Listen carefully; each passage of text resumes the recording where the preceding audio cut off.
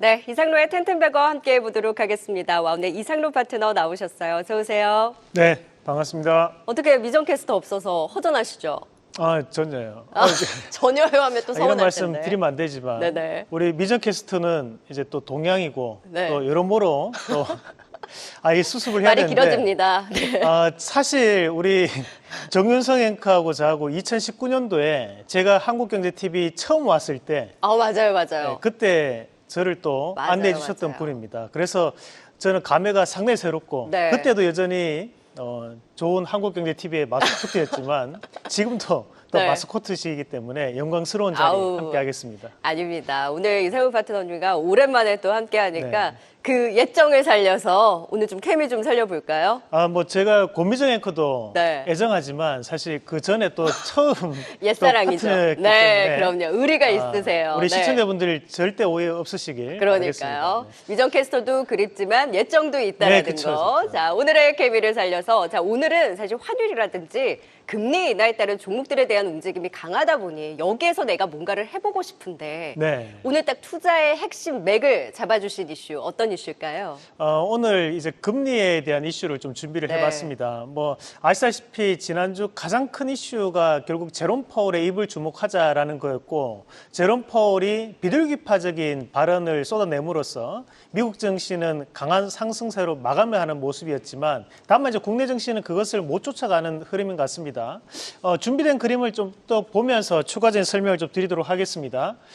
우선 봐야 되는 것이 지금 현재 잭슨홀 미팅 이후에 그러면 이제 금리에 대한 부분을 미국이 몇 번 정도 결정할 수 있느냐에 대한 부분을 한번 체크를 해보신다면 지금 남아있는 것이 이제 9월 달과 11월 달 그리고 이제 12월 달 세 번의 금리 결정이 남아 있습니다. 여기에 보시면 9월 달과 12월 달 같은 경우에는 작게 별표가 표시되어 있는데 이 별표는 이제 점도표를 공개한다라는 뜻으로 생각을 하시면 되고, 그러면 이 일정에 맞춰 가지고 금리는 결정하는 단계에 들어가게 됩니다.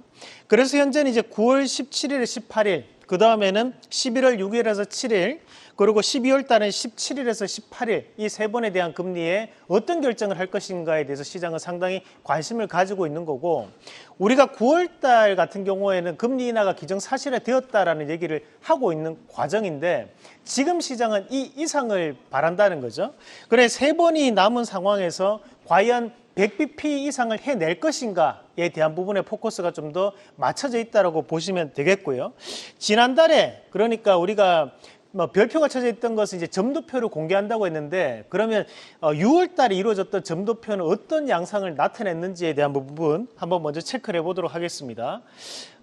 이 6월 달 점도표는 말 그대로 이 점도표라는 것이 점으로 통계를 도표화 시키는 것을 점도표라고 하는 거죠. 그러면 우리가 이 점의 하나하나는 연준 의원들의 의견이라 보시면 됩니다. 나는 이렇게 생각해, 너는 이렇게 생각해, 이것을 통계치로 냈던 거고, 2024년도에 대한 점도표를 보면 4.75에서 5%까지 가장 많은 연준 의원들이 모여 있지만, 다만 평균적인 부분을 보면 5에서 5.25가 좀 더 평균에 가깝다 해서 우리가 연준이 금리 인하를 한 번 정도 할 것이다 라는 예상을 했던 거라고 보시면 됩니다.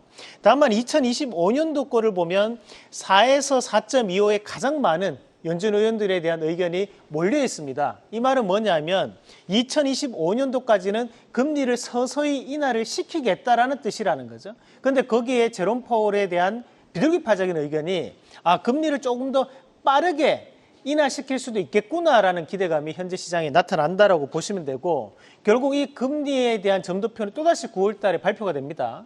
그 상황을 통해 가지고 우리가 금리가 어떻게 바뀔 것인지에 대한 부분, 그리고 한 가지 포커스를 더 맞춘다면 12월 달까지 과연 100bp 이상에 대한 금리 인하를 해낼 것인가에 대한 부분을 눈여겨보실 필요가 있고요. 자, 다음 그림 한번 같이 보겠습니다.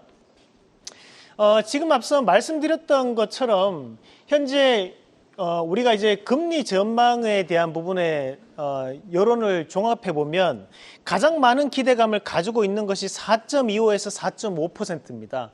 이거는 제가 한국경제신문을 발췌를 조금 했는데, 연말까지 어느 정도에 대한 금리 인하가 만족스럽겠습니까? 라고 물었을 때 4.25에서 4.5, 그러면 결국 현재보다 100bp 정도에 대한 금리 인하를 원하고 있다. 라는 부분으로 보시면 되고, 그러면 현재에 대한 미국 장외 시장의 움직임은 결국 이런 금리 인하에 대한 기대감이 계속적으로 반영되고 있다는 부분으로 봐야 되는데, 자, 우리 시청자분들도 아시겠지만 금리 인하가 이루어진다면 우리가 증시가 대체적으로 상승한다, 부동산도 좋아진다, 이런 얘기들을 많이 합니다.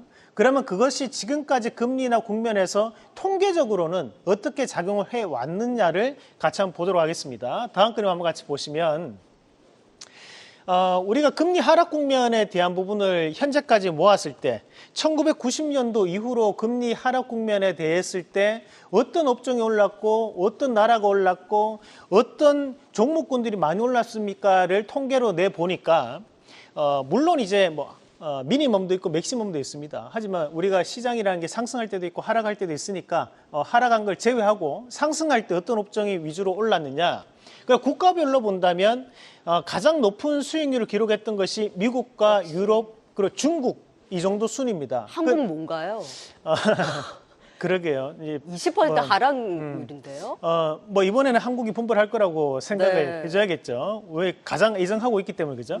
자, 다만 이제 우리가 여기서 봐야 되는 것이 미국과 유로존 그리고 중국의 공통점은 인프라가 크다는 거죠. 그만큼 많은 돈이 유입될 수 있고 많은 돈이 유통되는 나라들이 결국에는 금리 하락 국면에서 수익률이 좋았다라는 얘기를 하는 거고, 자, 그 다음에 우리가 어떤 섹터가 그러면 또 가장 많이 올랐습니까를 물으니까 그에 따른 통계를 보면 헬스케어 업종과 그리고 IT 그리고 통신 서비스 이렇게 세 가지 섹터가 가장 많은 상승을 기록했습니다. 그러면 우리가 최근에 얘기하는 것이 IT가 꼭지다.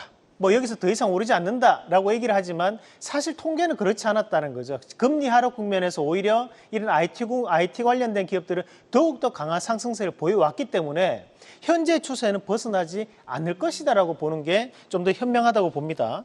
그리고 그러면 어떤 섹터에 대한 종목군들, 그러면 나는 대형주를 해야 될까요? 소형주를 해야 될까요? 통계적으로 봤을 때는 대형주, 그러니까 지수가 올라가게 되니까 좀 더 대형주적인 측면에 접근했을 때 훨씬 더 수익률이 긍정적으로 나타났다는 것이 우리가 이 통계 자료를 볼 수 있습니다. 그러면 여기에서 우리가 봐야 되는 거, 결국 금리 인하가 이루어질 때 좀 더 관심을 가질 수 있는 오늘은 제약바이오 종목으로 네. 한번 공략을 해보도록 하겠습니다. 제약바이오 내에서도 대형주 중심으로 봐야 되는 걸까요? 대형주 중심으로 보시는 게 좋죠. 네. 그러면 현재 대형주 안에서도 가장 대형주 유한양행부터 한번 같이 보면서 네. 말씀을 드리겠습니다. 자, 유한양행을 한번 같이 보시면 오늘도 좋은 모습을 보여주고 있습니다. 최근에 렉나자에 대한 FDA 승인이 이루어지고 난 다음에도 불구하고 증시에 대한 부분에서 이끌고 가는 양상들인데, 사실 우리가 이 유한양행은 아시는 분들이 조금 적으실 수도 있는데요. 우리나라 제약업계 안에서 가장 규모가 큰 기업이 유한양행입니다. 점유율로 따지면 약 13% 정도 나오는 기업이 바로 이 유한양행이라고 생각을 하시면 되고, 그렇다 보니까 이 유한양행 같은 경우는 과거에도 기술 이전된 이슈들이 대단히 많았었거든요. 우리가 이제 이 기술 이전이라는 것이 원천 기술이 있고 그 원천 기술을 한번 가공시켜서 기술 이전을 또 한 번 시키는 기업들이 있습니다. 그러면 이 유한양행 같은 경우에는 원천 기술에 대한 부분이 아니라 그 뒤에 한 번 더 쿠션을 받아서 마일스톤을 벌어들이는 그런 회사들을 이 유한양행 같은 기업들이라 보시면 되겠고, 현재 이 유한양행이 52주 동안에 대한 주가 추이도 한번 체크해 보도록 하겠습니다. 자, 52주 동안에 대한 주가 추이를 보시면 현재 신고가에 대한 움직임을 나타내고 있습니다. 시장이 상당히 안 좋음에도 불구하고 현재 신고가에 대한 움직임을 나타내고 있는데, 현재에 대한 신고가는 결국에는 이제 또 다른 한편으로 본다면 긍정적 이 제약바이오 업종에 대한 주도 패턴을 현재 이 유한양에 그대로 드러나고 있는 모습이라고 보고, 저는 현재 구간에서도 재료는 노출됐지만 쉽게 꺾이지는 않을 것이다. 오히려 상징적 의미로 좀 더 강한 상승세를 좀 더 붙일 수 있는 여건이라고 봅니다. 자, 다음 기업으로 리가캠바이오 한번 같이 보도록 하겠습니다. 자, 이 리가캠바이오 같은 경우에도 우리가 이제 과거에는 레고캠바이오라고 했습니다. 그럼 홈페이지에 딱 들어가서 보시면 오직 신약만이 살 길이다, 이렇게 적혔습니다. 최근에 이제 지분 투자를 받음으로써 이런 현금 흐름이 좀 더 원활해졌고, 그에 따라서 좀 더 투자가 확대될 수 있는 경향이 있다고 보고요. 자, 수급 한번 체크해 보도록 하겠습니다. 자, 수급을 한번 같이 보시면 최근에 다시 한 번 더 외국인과 기관에 대한 양매수가 들어오는 모습을 확인하실 수 있는데 시장에서 그만큼 이 리가켄 바이오가 현재도 저평가되었다라고 보고 저는 수급에 대한 의존도가 높은 현재 시장에서는 좀 더 강세를 보일 수 있다는 부분으로 신고가 기대해보자 말씀까지 드리겠습니다.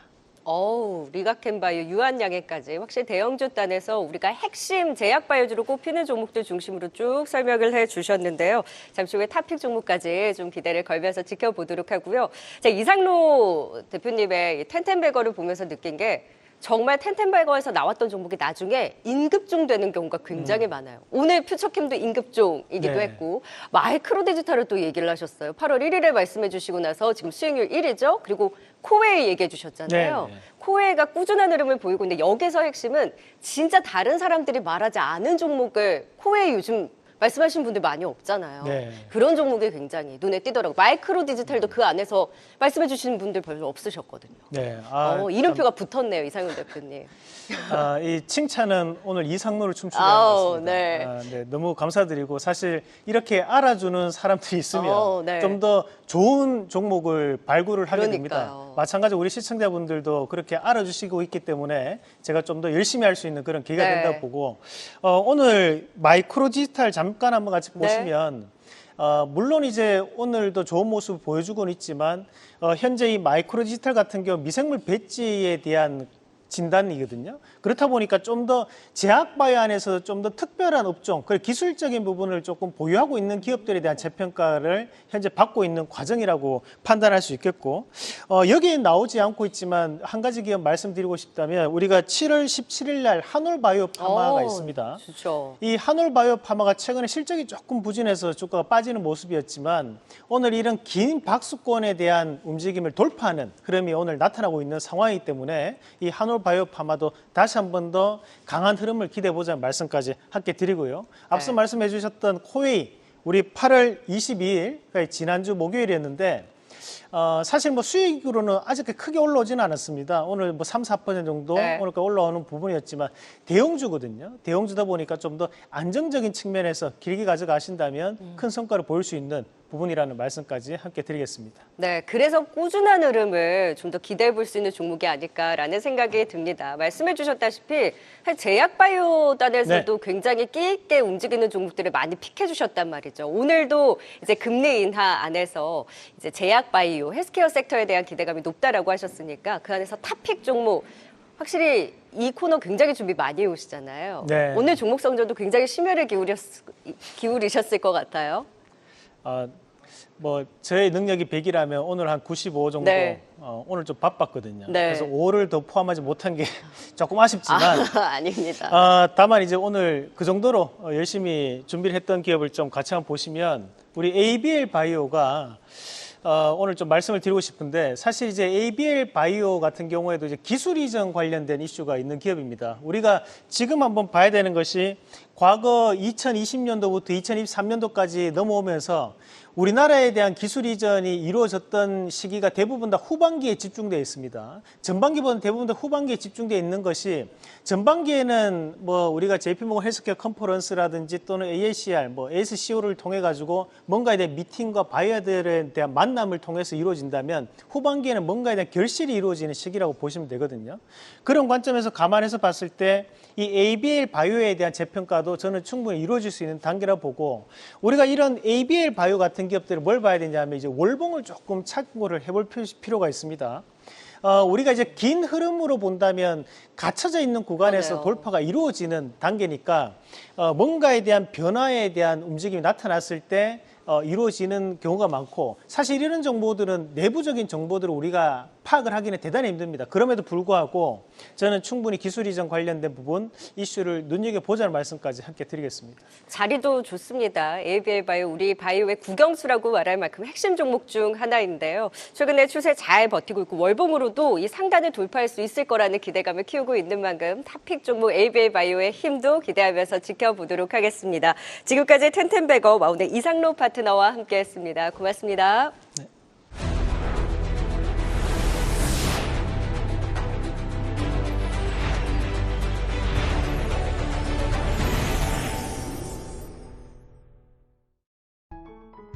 계속해서 다양한 경제 이슈를 알고 싶다면 구독과 좋아요, 알림 설정 부탁드립니다.